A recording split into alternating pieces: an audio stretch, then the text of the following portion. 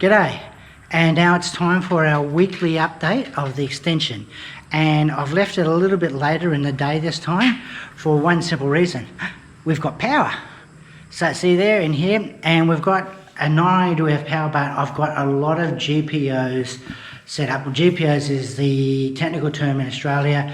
It literally means general purpose outlet. It's where you put your plugs in. In this country they call them terminals.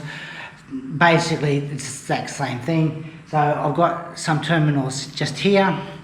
If I turn around here, you can see I've got some more on this side of the window, and I've got, if I come over here, I've got some more on that side of the window. I've got some just here. I've even got some over there and there. I hope I'm pointing in the right direction. It's really hard to see on the little screen that's facing back to me. And on top of that, I've even got some, if we come down here. Now, the question is, why do you have so many power outlets?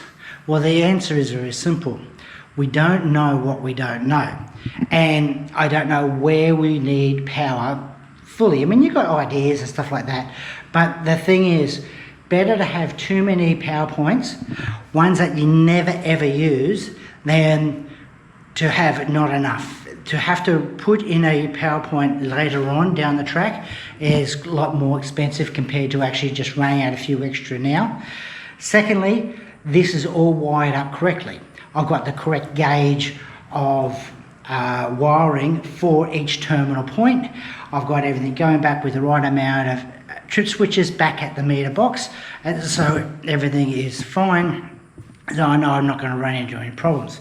You're running a GPO down the track, you're potentially putting extra loading on the wiring. Not good. Best get them over and done with early. Better to have too many than not enough. And especially with the way technology and everything's going these days, you're always putting in more for some reason. So yeah, better to have too much. Not everything has been going according to plan. A classic example is, if I just get down here, I don't know whether you can see it, but right here, there's a problem with this door.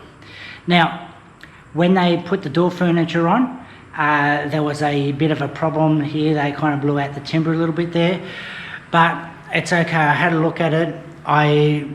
One of my hobbies has been doing is restoring antiques. So I actually know how to fix that up so it'll never be seen. It'll look and act as good as new. So it's just a matter of me popping down the hardware store, getting the right stuff, and fixing it up. Unfortunately, most of my tools that I have are back in Australia, so it's not worthwhile going back there to pick them up. But things are moving along quite well.